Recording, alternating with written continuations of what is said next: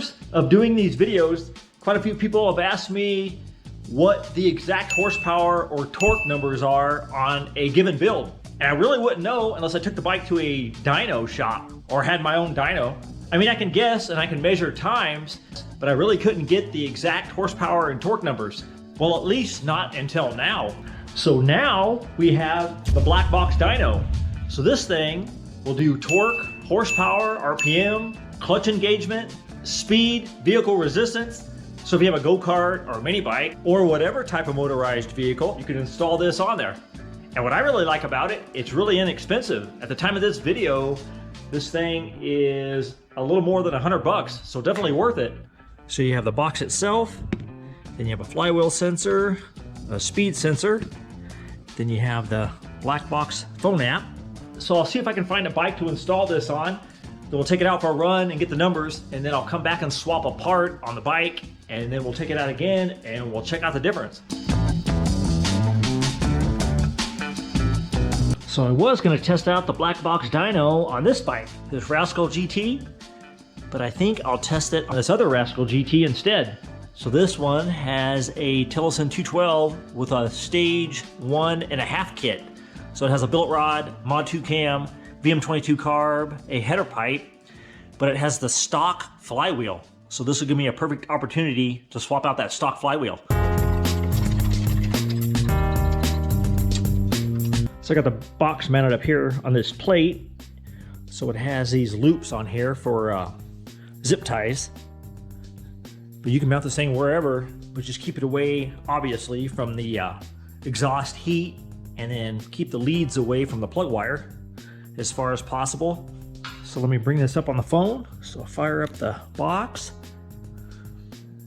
hit search, connect, and then go to dashboard.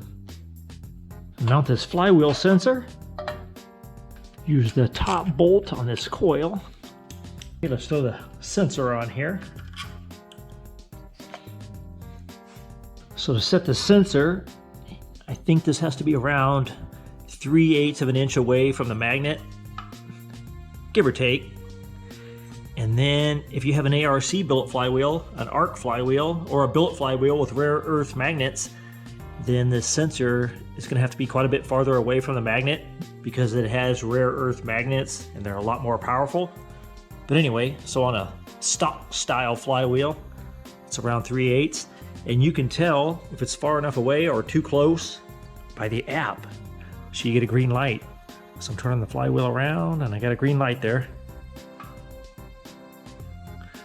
So that should be about right. So I'll tighten her down about right there. And then when I run this cable, I just make sure that it doesn't get cut with the blower housing. So you run it up here. I might have to remove that plate, we'll see. Okay, so I think that'll work. And like I said before, it's far enough away from the plug wire because you want to keep it away from the plug wire. Let's see if we still get a light on the app, just to be sure. There we go. So we're good to go on that part. So that was a super easy install so far. So now I will install the speed sensor on the rear sprocket. So the sensor is supposed to be around 1/4 of an inch away from the magnet. And again, you'll know if you have it right. You can look at the app.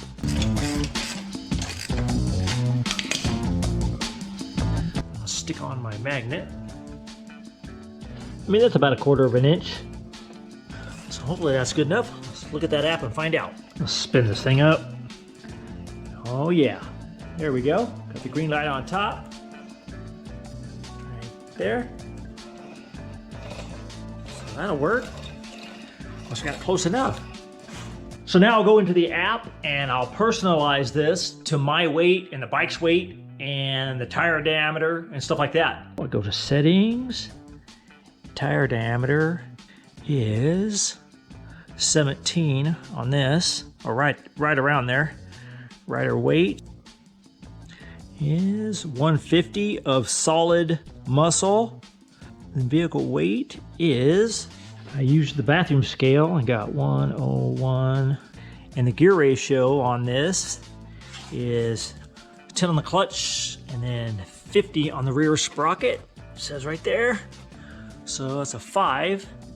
I divide 10 into 50, which is a 5. And then the internal gearing is always set at 1. Then push save. So now I'll fire this thing up and we'll see if it shows up on the app.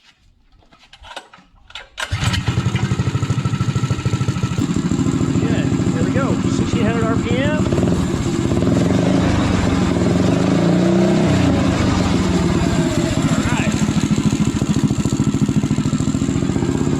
So now I'll take this thing out on a flat road, and hopefully there's no wind out there today so we can get a nice accurate reading. I'll start from a dead stop, give it full throttle, and let it run all the way to the top end, and then shut it down, and we'll see what we get.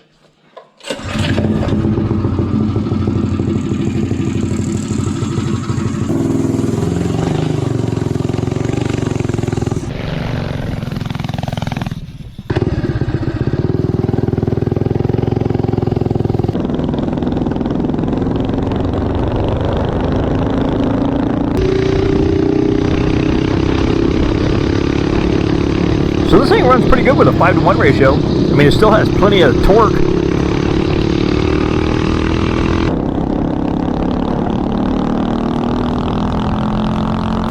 Alright, so let's try it out right here. I mean, they're doing a lot of road destruction around here. So this is pretty much the best road I'm going to get for right now.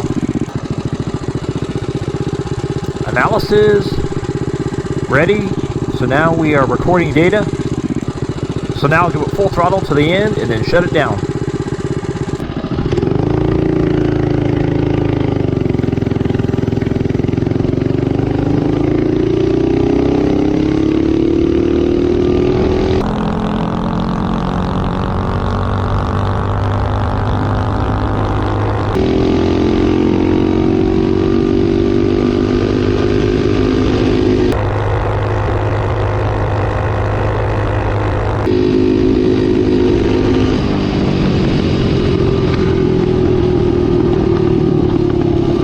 So let me run it back to the garage and I will check out the data.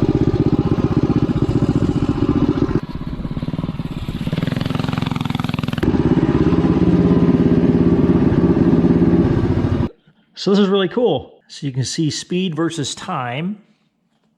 Then RPM. Looks like the max is 6430. And then engagement. And that clutch engage is nice and early. That max torque. Then torque versus horsepower.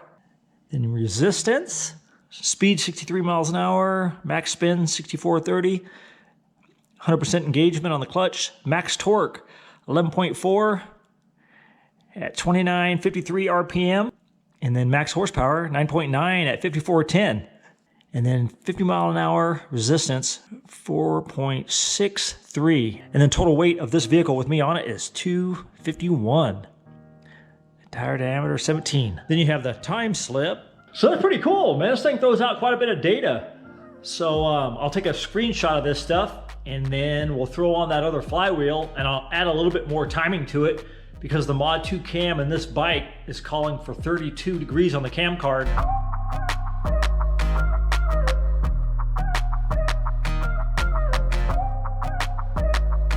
So I'm gonna install this cast aluminum flywheel on there. And this thing's advertised to have around 18 degrees timing, give or take. So I'll throw a little bit of timing at it to get it closer to the 32 that the cam calls for. And then we'll take it back out and test it again. Let's pull up the stock flywheel.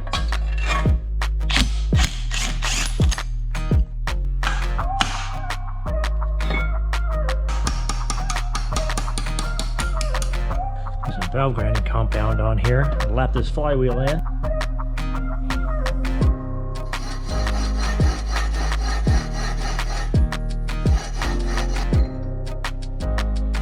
Looks pretty good.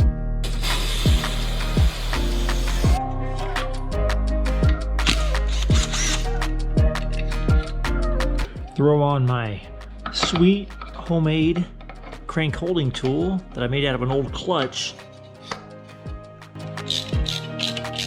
I have another cast aluminum flywheel line around here, and supposedly that one has around 28 degrees timing built in. So I think I'll go ahead and use that one, and then I'll make up, or then I'll measure and then make up a 4 to 6 degree key to add even a little bit more timing to get it closer to that 32 degrees timing that I need. I mean, I really don't even need to use a flywheel key, but I'm gonna go ahead and use one for a reference.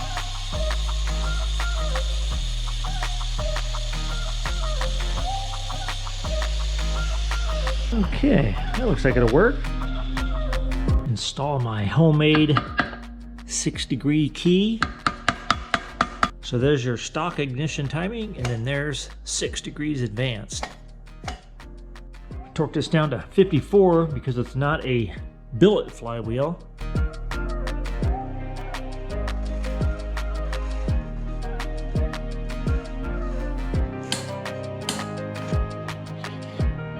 Throw on my 10-tooth clutch.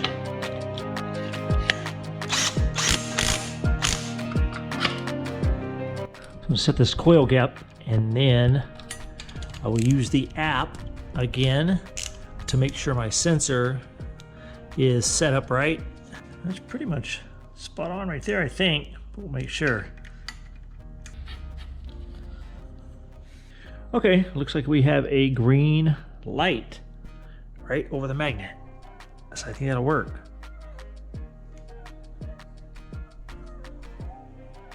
Put this blower housing back on here. Okay, so we're pretty much good to go. I think I have around, I don't know, 32-ish degrees timing in there, give or take. I think all there is to do is take it off the rack and go test it out and see if we can beat those numbers. And if we don't beat those numbers, at least the bike is a little bit safer without a flywheel with glued on magnets.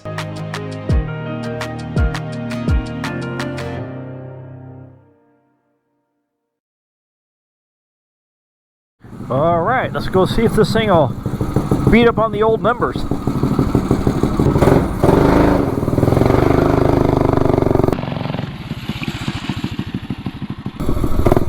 Feels pretty snappy.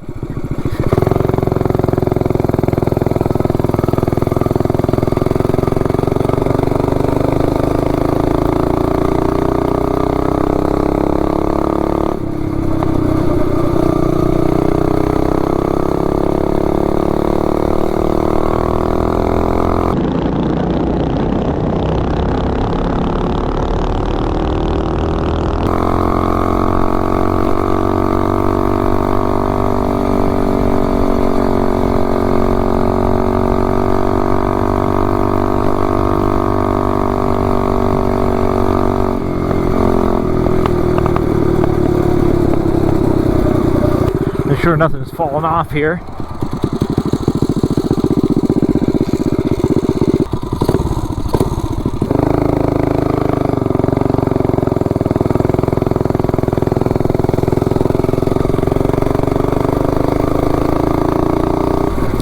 Okay, made it to the same road. Let me fire up the app. That's one thing about the Blackbox dyno. It has a really easy user interface, a really easy app.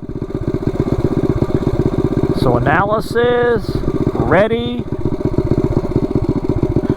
Okay, we're recording data.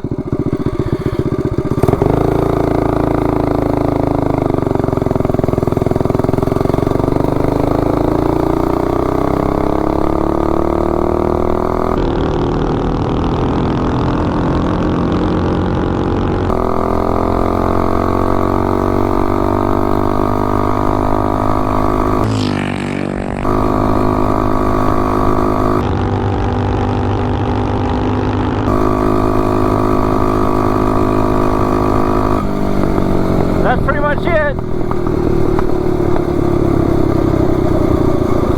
Okay, we got our data, so let me run back to the garage and we'll compare it.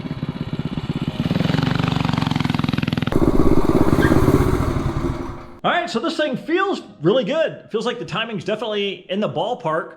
So let's see if the dyno data reflects that. So I printed out the old run, and then we got the new one here. So it'd be really cool if I could overlay these graphs. So let's go to the time slip and the data. So this time around, we did a top speed of 63.7. And last time around, we did 63.1. And then max spin 65.82. Last time around 64.30. So it definitely runs, seems like it runs better. Max engagement 101%. Max torque 11.3 at 36.46. And last time around it did max torque 11.4 at 29.53. And this time around we did 10.1 horsepower at 53.18. And last time around we did 9.9 at 54.10. So definitely seems like it's running a little bit better now. So 30 foot, 0.8 seconds at 23.7. And last time around it took a second at 21 miles an hour. The 60 foot, 1.6 seconds at 27.8. And then last time around it took 2 seconds at 26.6. So it's definitely a lot quicker. The 100 foot, 2.6 at 32.9. And last time around was 2.8 at 30.9. So that timing definitely made a difference. You can definitely feel it on the bike, but at least the dyno verifies that, because sometimes it's hard to tell. I mean, it's so close. Oh, another nice thing, or another awesome feature with this Blackbox dyno is you can go in and set up your own resistance profile. So if you're into like kart racing or drag racing where every 1/10 of a second counts and you need specific, totally accurate numbers, you can go into the app and create your own resistance profile. So you can calibrate the dyno to your bike. So it'll measure the rolling resistance and wind resistance from your specific bike. So this is definitely one of those must-have items. I like that it's super easy to install and the app is super easy to use, and you get a ton of data.